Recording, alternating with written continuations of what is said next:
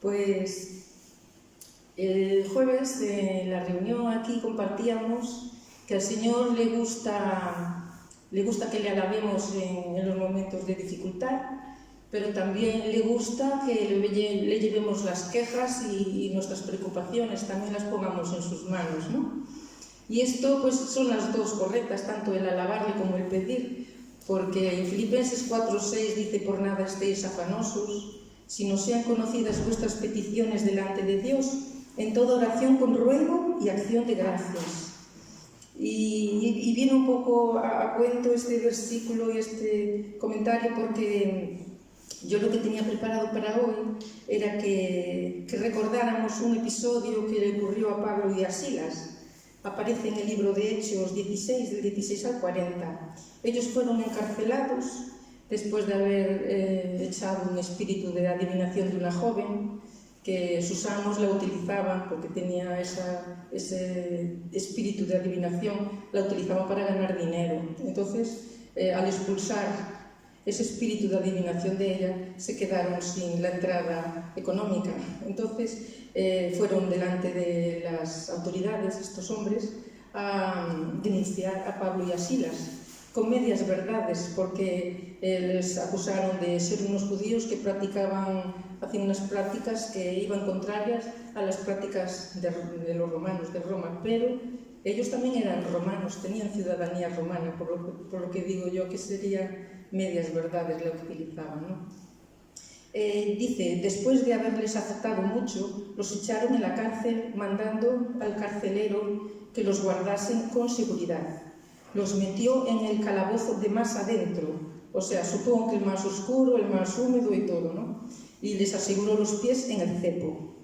Pero a medianoche, orando, Pablo y Silas cantaban himnos a Dios y los presos los oían.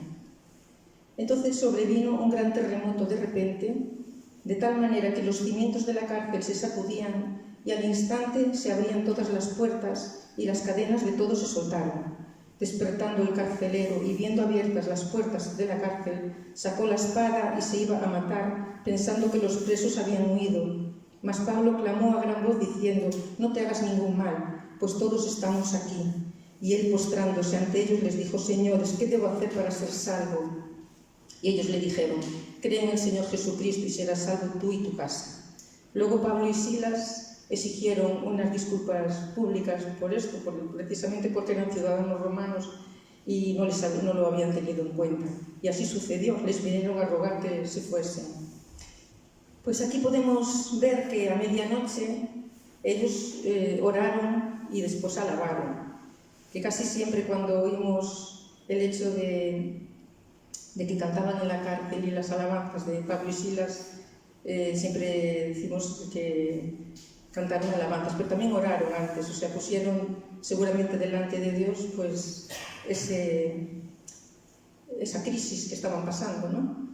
Y Dios, supongo que la paz que da cuando oramos es lo que le llevó a que cantaran alabanzas, ¿no? Esto llevó a que sucediera el milagro de un terremoto que sacudió los cimientos de la cárcel, abrió las cadenas, pero no huyeron. Y el hecho de que no huyeran llevó a otro milagro, y es que el carcelero y su familia posteriormente se convirtieron a Jesucristo, ¿no? Y esto es la oración y la alabanza, tienen poder. Y a eso venimos, ¿no? Venimos a orar, a escuchar la palabra y la alabanza. Todo esto tiene poder, el poder de la palabra, el poder de la oración, el poder de la alabanza. Entonces pongamos las cargas, las crisis, las preocupaciones, nuestros grilletes con los que venimos aquí, pongámoslos en las manos de Dios, porque Él escucha nuestra alabanza. En Salmos 95:2 dice: lleguemos ante su presencia con alabanza, aclamémosle con cánticos, que es lo que vamos a hacer ahora.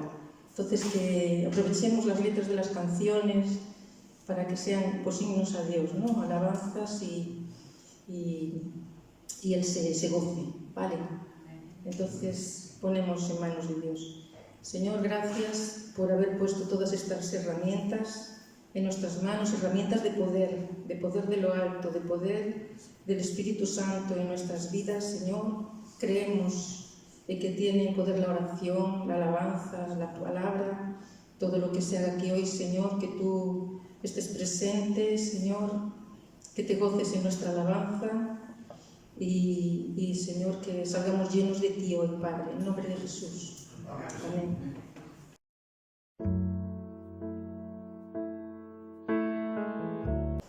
Buenos días. Good morning, bonjour. Aquí, dominio de idiomas. Buenos días en filipino, también, Y damos gracias al Señor por poder estar en esta mañana reunidos. Vamos a leer esta mañana un pasaje que parece de los tiempos actuales.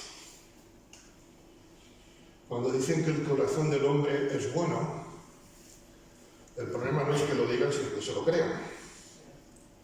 Porque desde que nuestros primeros padres pecaron en el Edén, el corazón del hombre es malo.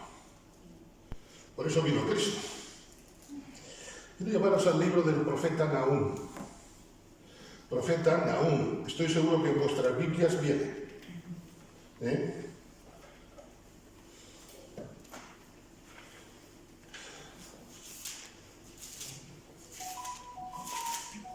Libro del profeta Nahum.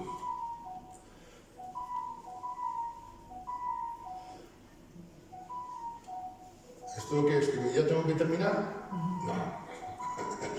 Nada, no os preocupéis.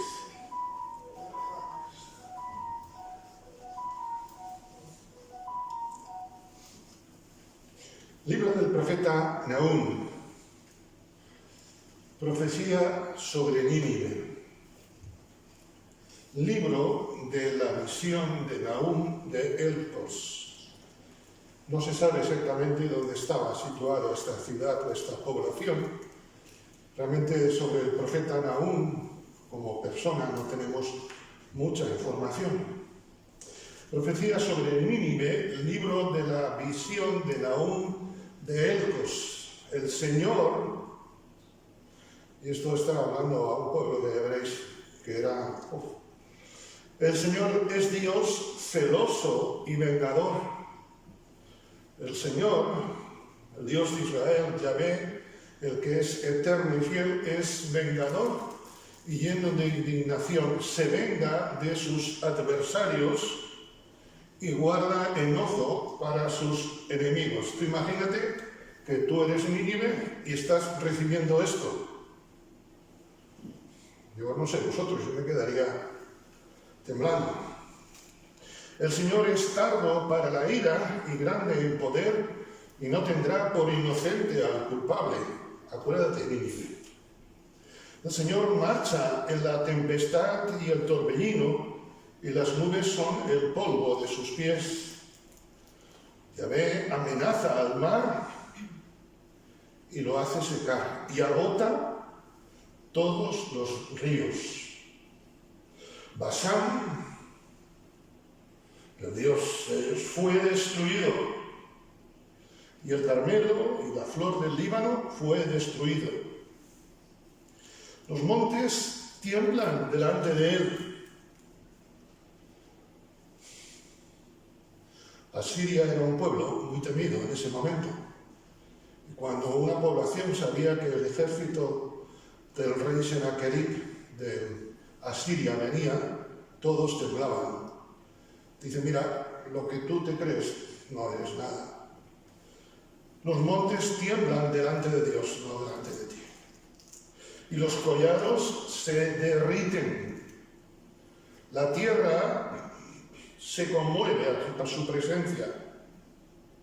Y el mundo y todos los que en él habitan.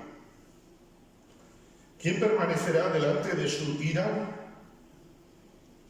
Cuando una nación sabía que venían las tropas del rey de Asiria, temblaban y caían.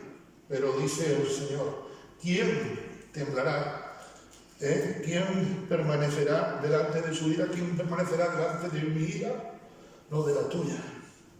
¿Y quién quedará en pie en el ardor de su enojo?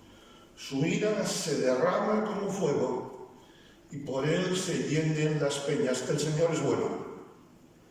Es curioso, ¿verdad? En medio de todo este desierto, en medio de todo este panorama, hay un oasis, versículo 7. El Señor es bueno, fortaleza en el día de la angustia, y conoce el Señor a los que en Él confían, pero con inundación impetuosa consumirá a sus adversarios, y tinieblas perseguirán a sus enemigos. Vamos a dejar aquí la lectura en esta mañana. Si bien nos vamos a centrar en el versículo 7, en esta mañana vamos a aludir al resto del pasaje en varias ocasiones. Dice, fijaros, en medio de todo ese panorama, queridos hermanos, muchas veces nos podemos sentir que estamos rodeados de Nínives. Muchas veces nos podemos sentir rodeados de maldad, de que... Es curioso, estos días se hablaba de la OPEP. Yo recuerdo que cuando hace algunos años la OPEP se reunía, todo el mundo temblaba, ¿sí o no? Porque sabías que iba a subir el precio de la gasolina. Y todos hoy en día nos encontramos frente a situaciones así. Pueden ser laborales, todos tenemos algún Nínive que nos rodea, que nos sorprende, que nos machaca, que solamente oír decir su nombre ya nos hace temblar, ¿sí o no? Pero en medio de todo esto podemos recordar que el Señor es bueno. Y yo me planteo este texto en hermanos nuestros que sufrieron los campos de concentración, o en medio de hermanos nuestros que están viviendo en el Nínive, por ejemplo, de Corea del Norte, o de los países. Pero la situación no anula que el Señor sea bueno. Dios es bueno. Amén. Dios no es bueno, Dios es buenísimo. Dios es inigualable. Ahora bien, el concepto de bondad de Dios no es el que entendemos los humanos. Muchas veces se entiende a una persona buena si es tonta, si se deja hacer de todo, si no dice ni mu. Y hemos visto que el Señor no da por inocente al culpable, que el Señor tiene poder sobre todo, que el Señor es tardo para la ira, grande misericordia, que las nubes son el polvo de sus pies. ¿Cómo se manifiesta la bondad de Dios a pesar de todas las circunstancias? Hoy estamos aquí un grupo de personas que somos un testimonio de la bondad de Dios. Dios es bueno para nosotros en primer lugar porque envió a su Hijo Cristo a la cruz. Amén. Y no tendremos, como decía la alabanza, hace años no tengo palabras para poder agradecer tan gran acto de amor por mí. Esta mañana Fátima nos dirigía en oración y nos hablaba de esto, ¿verdad? Que el Señor no miró lo malo que hay en nosotros, sacó todo lo malo. Y hermanos, lo bueno no es solamente que sacó todo lo malo, sino que puso todo su amor en nosotros. Bendito sea el Señor. Por eso Jesús dice, vosotros sois la luz del mundo.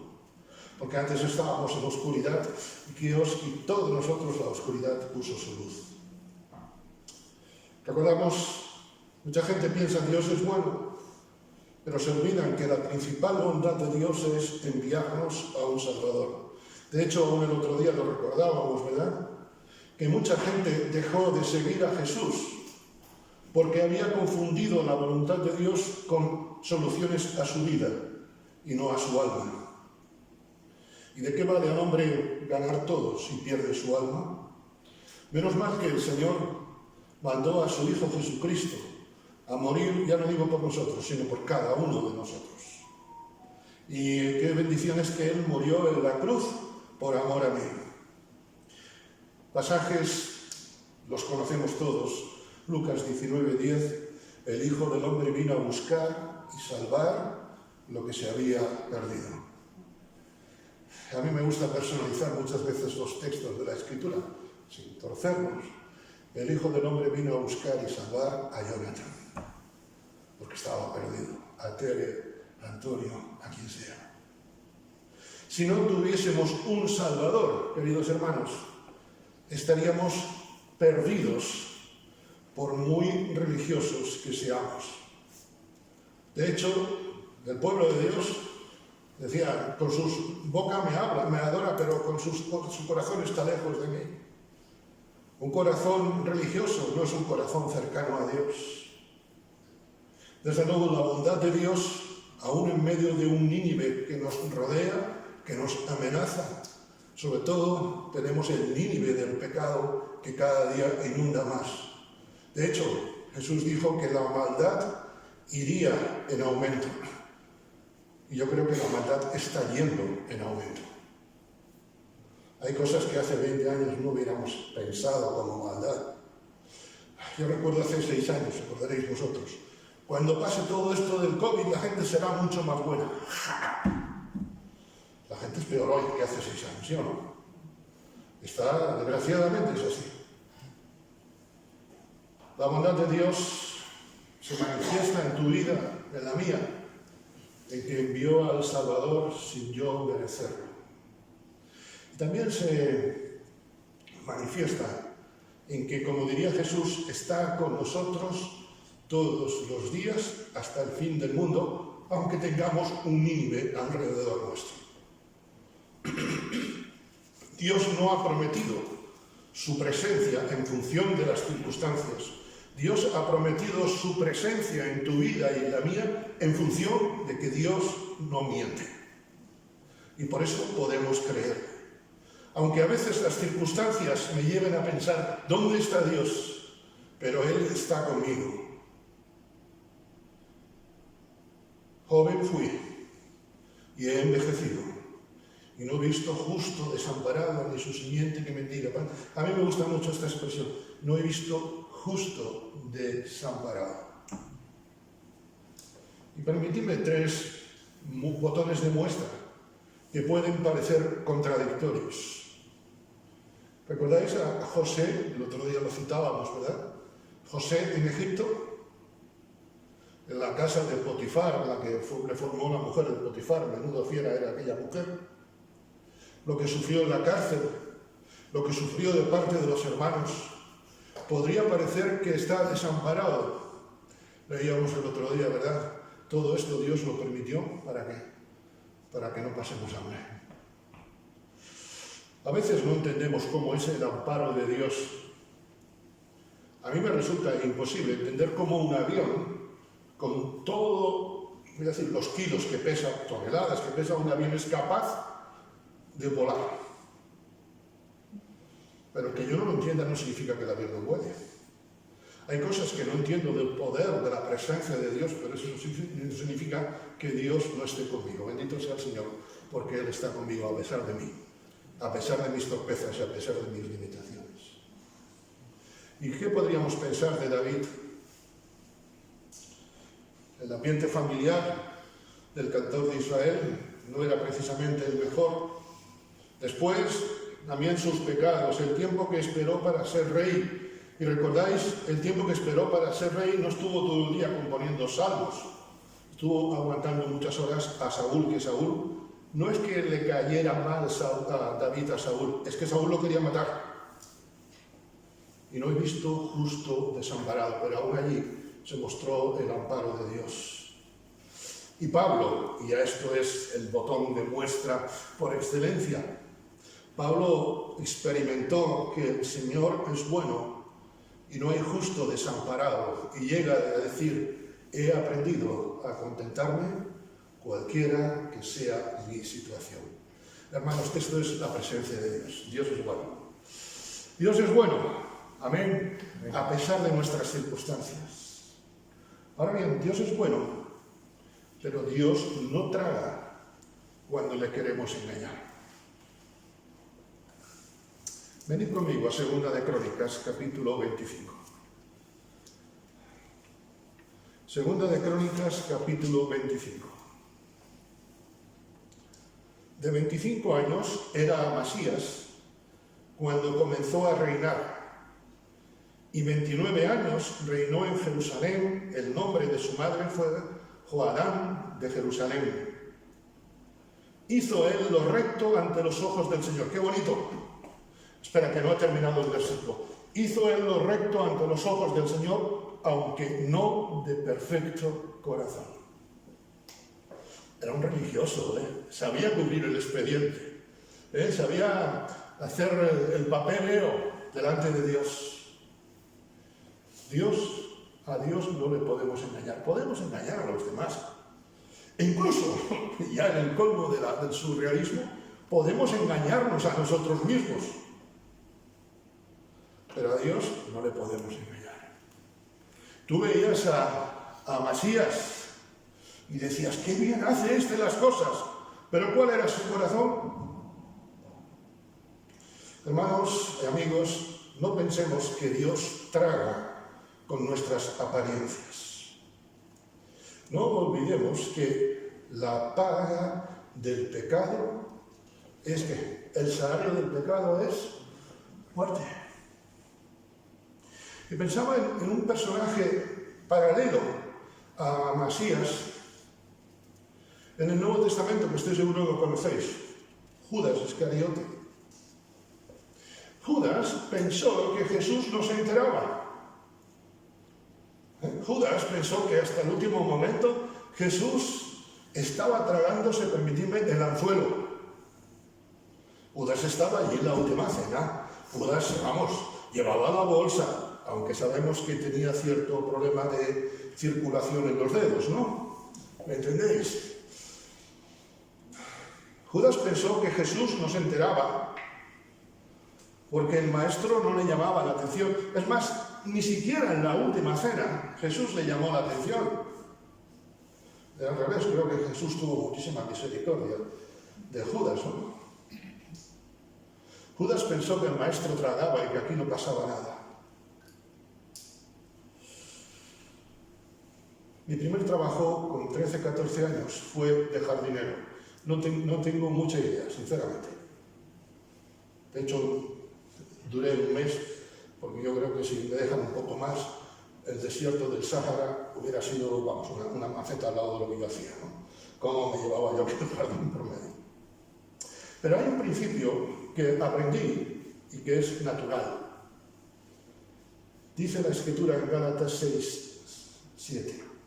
No os engañéis, Dios no puede ser burlado, porque todo lo que el hombre siembre, eso también recogerá. Una de las pocas cosas que aprendí de la jardinería, repito, 14 años, fue que si sembraba una rosa, iba a salir una rosa. Si siembro religiosidad, sale un corazón religioso. Pero si siembro a Dios, Dios se refleja en mi vida. Porque la presencia de Dios en nosotros, y permitidme la comparación, la presencia de Dios en nosotros es como la tos y el sudor, no lo podemos disimular. El Señor es bueno. Hermanos, a pesar de lo que estamos viviendo, a pesar de las noticias que vemos cada día, de lo que dice uno, de lo que dice el otro, a pesar de las salvajadas que vemos en la política nacional, en la política internacional, en la misma sociedad, en nuestra ciudad de Pontevedra tan tranquila, y cómo están los números de sucesos subiendo. Esta semana te quedabas sorprendido con algunas noticias, ¿verdad? A pesar de eso, Dios es bueno. Y queridos hermanos, no nos quedemos con que Dios es bueno, agradezcamos a Dios que Dios es bueno. Amén. Vivamos que Dios es bueno. Porque si a mí me vienen ahora y me cuentan lo que mal que está la sociedad, pero yo no tengo un mensaje de esperanza, es que en la práctica no me creo que Dios sea bueno. En la práctica soy como los de Nínive, que confío en mis fuerzas. El Señor es bueno y el Señor es fortaleza en el día de la angustia. El Señor es bueno, el Señor es fortaleza en el día de la angustia. Es interesante, porque, repito, está hablando a la ciudad de Nínive. Las murallas de Nínive medían más o menos unos 12 kilómetros. Era una ciudad grande para su tiempo. fueron construidas en el año 700 y pico antes de Cristo, más o menos en la época del profeta Isaías. Y las murallas de Nínive, aparte de la largura, tenían la muralla de Nínive que cerraba toda la ciudad y los dejaba aislados, en el buen sentido, para evitar los ataques del enemigo. No era una muralla cualquiera, no era un murito. Medía más o menos el ancho para caber 2 carros de caballos que pudieran cruzarse, pudieran ir en paralelo. Era un ancho importante. Los ninivitas, dentro de Nínive, se sentían muy seguros. Tenía, dicen los historiadores, la muralla tenía 15 puertas para poder entrar, salir a la ciudad, y tenía también, como medida añadida de seguridad, tenía un foso, es algo habitual en las construcciones, en las fortalezas antiguas, un foso bien profundo, y tenía almenas, una construcción donde se ponían los vigías, los vigilantes, para protegerse del lanzamiento de piedras o de cosas en el exterior. Es interesante porque hasta hace muy poco existían vestigios de esta muralla. En el año 2015 el Estado Islámico, en una de las suyas, pues dinamitó y como hizo con otras cosas, ¿verdad? Pero es curioso que haya durado 2000, casi 3000 años, ¿no? Pero dejaron de ser efectivos hace tiempo. Dios es nuestro amparo y nuestra fortaleza, nuestro pronto auxilio, nuestra muralla en las tribulaciones. Por tanto, no temeremos, aunque la tierra sea removida y se traspasen los montes al corazón del mar. La muralla que tenemos en Cristo es una muralla sólida, es roca eterna, como cantamos tantas veces. Y Nahum se lo está diciendo a Nínive. Mira, tu muralla, que te crees el chico más guapo de la clase, tu muralla que te parece lo más inexpugnable, tu muralla es nada. Los asirios eran un pueblo bastante cruel, pero precisamente por eso tenían más miedos. Y ahora me puedes decir, bueno, ¿y qué tiene que ver esa fortaleza con lo que hoy en día nos encontramos? Hay una fortaleza hoy que muchos consideran que es el dinero. A mí, aquí tengo un dinero para lo que venga. Si tú no sabes lo que te va a venir. ¿Recordáis cuando Nelson Rockefeller, el magnate del petróleo en Estados Unidos, murió? Se le preguntó al contable cuántos millones ha dejado. Y el contable respondió, todo. No, pero ¿cuántos ha dejado? Ha dejado todo el dinero. ¿Sabes? El Señor es fortaleza para nosotros. Hay fortalezas hoy que se tienen, repito, el dinero para muchos es una fortaleza, pero dice el Señor, mía es la plata. Hay los desfiles que vemos del ejército, ¿verdad? Vemos desfiles militares a veces. Suelo seguir la actividad o la actualidad, lo que se filtra de Corea del Norte, y es curioso cómo los desfiles militares son poderío. Quizá nosotros no lleguemos a eso, pero quizá tenemos mi familia. Alguien muy querido para un servidor, cuya familia se deshizo, un día me dijo, yo que pensé que tenía una familia perfecta y se me ha destruido en poco tiempo. A veces pensamos, confiamos en nuestra Nínive, en nuestra muralla. A veces los partidos, cuando arrasan en las elecciones, confían, aquí no nos mueve nadie. Tal vez pensamos en nuestra salud. Tal vez pensamos en el poder de la familia. Yo estoy cubierto si me pasa algo. E incluso, queridos hermanos, como creyentes, podemos confiarnos más de lo que conocemos de Dios que de lo que Dios es. Y yo doy gracias a Dios, no sé vosotros, a lo mejor es que soy muy raro. Yo doy gracias a Dios porque Dios es más de lo que yo conozco. Yo doy gracias a Dios porque Dios es más de lo que yo entiendo. Yo doy gracias a Dios porque Él me da más de lo que pido. Bueno, me da lo que necesito, que es mucho mejor. Yo doy gracias a Dios porque Él es más que lo que yo entiendo. A Él sea la gloria, diría el apóstol Pablo, ya en Efesios 3, 20, 21. Él es poderoso para hacer todas las cosas mucho más abundantemente de lo que pedimos o entendemos.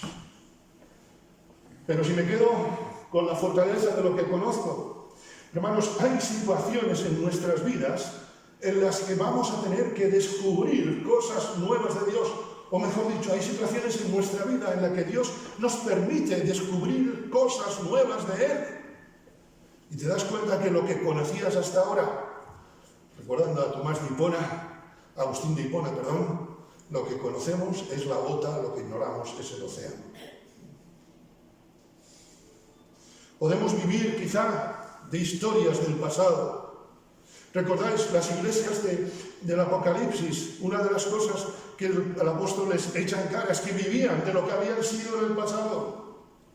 A veces hay la muralla del pasado, de lo que hicimos, de lo que fuimos en otro tiempo. Dice la Escritura que si alguna vez preguntas por qué tiempos pasados fueron mejores, nunca de ello preguntarás con sabiduría. A mí ese versículo me pone un poco, me tira de los pelos, que todavía me quedan. Queridos hermanos, ¿cuál es nuestra fortaleza hoy? ¿Es el Señor o qué muralla es la que hemos puesto? Un cristiano que no busca a Dios cada día, un cristiano que no busca a Dios cada día como si fuese el primer día, le sucede igual que a los ninivitas. Están confiando en su muralla. Recuerda, hay camino que al hombre le parece camino de vida, pero su fin es camino de muerte. Y le parece camino de vida en el mejor de los sentidos, no está buscando la destrucción. Hermanos, nuestra fortaleza es el Señor, no lo que conocemos de Dios. El Señor es bueno, el Señor es fortaleza. Ay, esta frase, yo no sé si a vosotros os gusta, a mí no me gusta. El Señor es fortaleza en el día de la angustia. A mí me gustaría, bueno, creo que a vosotros también, qué caramba, que la vida cristiana no tuviera problemas, ¿sí o no? Pero entonces no tendríamos victorias. A mí me gustaría que en mi vida no hubiera angustias, pero las hay. La muralla de Nínive no estaba para vivir sin problemas. La muralla de Nínive estaba para sobrevivir en tiempos duros. La muralla nuestra, que es el Señor, nos protege en los tiempos duros. Amén. El Señor está conmigo, dice el viejo cántico. Cristo está conmigo, qué consolación. Su presencia quita todo mi temor. Tengo la promesa de mi Salvador. No te dejo nunca, siempre contigo estoy. El cristiano está sometido a presiones. Vamos a ver un catálogo, una foto en 2 de Corintios, capítulo 6. Vamos a ver un catálogo sencillito, no es de ofertas, pero sí de realidades, de las presiones que a veces pasa al cristiano. Fijaros el apóstol Pablo, lo que dice 2 de Corintios 6, 4. Nos recomendamos, como en todo, como ministros de Dios, en mucha paciencia. Ay, empezamos mal. Yo no sé a vosotros. Yo soy tan pobre que a mí me falta paciencia. Lo reconozco. En tribulaciones, en necesidades, en angustias, en azotes, en cárceles, en tumultos, en trabajos, en desvelos, en ayunos, en pureza, en ciencia, en longanimidad, en bondad, en el Espíritu Santo, en amor sincero, en palabra de verdad, en poder de Dios, con armas de justicia a diestra y siniestra, por honra y por deshonra, por mala fama y por buena fama, como engañadores, pero veraces. Como desconocidos, pero bien conocidos, como moribundos, pero vivimos, como castigados, pero no muertos, como entristecidos, mas siempre gozosos. A mí me cuesta esto, no sé a vosotros. Como pobres, pero enriqueciendo a muchos. Qué paradoja, ¿verdad? Un pobre enriqueciendo a muchos. Como no teniendo nada, pero poseyéndolo todo. Hermanos, este es un catálogo de presiones.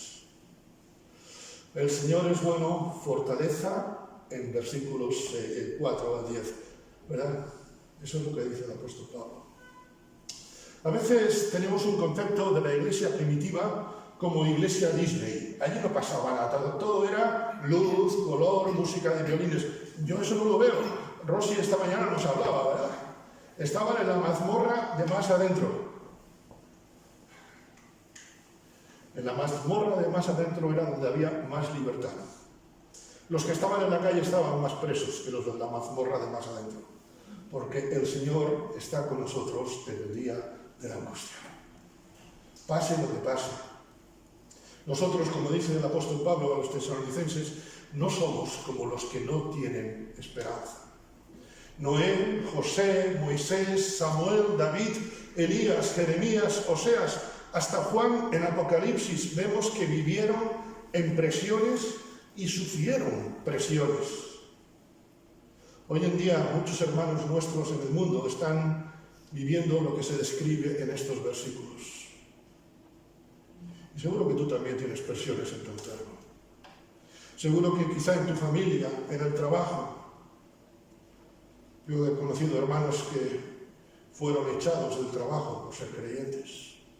Sobre todo en tiempos de crisis dura, en tiempos del posfranquismo o del franquismo, de posguerra, quería decir. Y es difícil vivir a esas presiones. Pero recuerda que la presión es una forma en la cual Dios quiere mostrar su poder en tu vida hacia los demás. Bienaventurados los que padecen persecución. Yo diría, bienaventurados los que los pasan bien. Pero el Señor está conmigo en la persecución, por eso soy bienaventurado.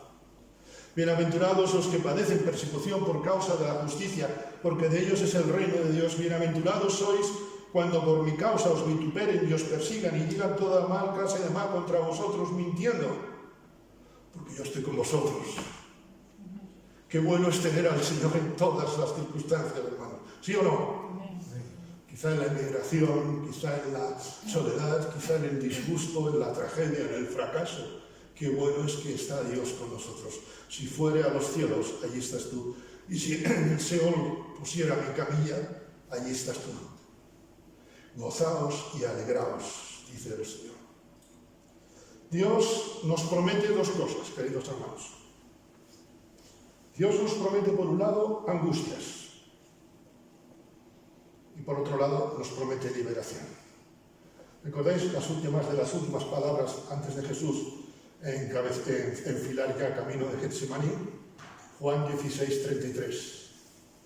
En el mundo tendréis aflicción, pero confiad, yo he vencido al mundo. El Señor nos promete aflicciones, pero también nos promete liberación. Liberación siendo nuestra fortaleza. Liberación porque somos más que vencedores por medio del amor de Dios. Liberación de la cárcel de la angustia, porque conocemos la verdad y la verdad nos hace libres.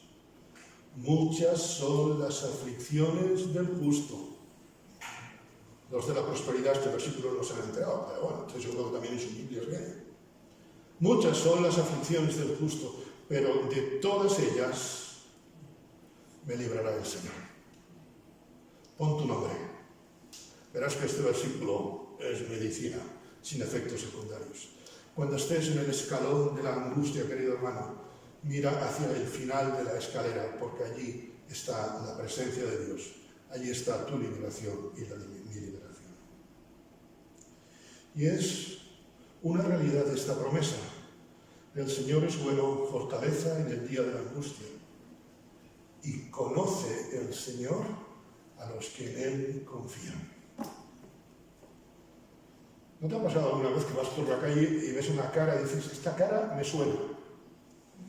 A Dios tu cara y la mía no le suenan, Dios las conoce, que es diferente. Dios nos conoce a cada uno. ¡Qué bueno, qué bendición! Gózate en la promesa del Señor. Gózate, hermano, hermana, en la promesa de que Dios te conoce. Dios es nuestro amparo y fortaleza, nuestro pronto auxilio en las tribulaciones. El GPS nuestro está conectado con el de Dios. Me gusta mucho esta expresión, pero nuestro pronto... ¡Ay! Recordad lo que hemos meditado 2 semanas atrás. El reloj de Dios y el nuestro no van a la misma velocidad. Qué importante es esperar y no desesperar en Dios. Dios nos conoce, porque no somos solamente el objeto de su amor, sino que Dios nos conoce desde antes de la fundación del mundo. Qué buena memoria tiene el Señor. Qué gran misericordia tiene el Señor. Quizá hoy te encuentres que tus murallas se han derruido. Quizá tu entorno, tu salud, tu vida te ha fallado. No olvides, querido hermano, querida hermana, que el más interesado en tu vida, más que tú mismo, es Dios. Y que Dios te conoce mejor que tú a ti mismo, tus necesidades. Dejo una pregunta con vosotros antes de concluir. ¿Conocemos y vivimos al Dios que, a pesar de conocernos, es fortaleza en nuestro día de la angustia? Vengo a ti hoy, Señor, a rendir mi corazón. Quiero más de ti. Toma mi necesidad. Dame tu preciosa paz. Quiero más de ti. Dame más de ti. Bendito Señor. Dame más de ti. Quiero más de ti. Amén.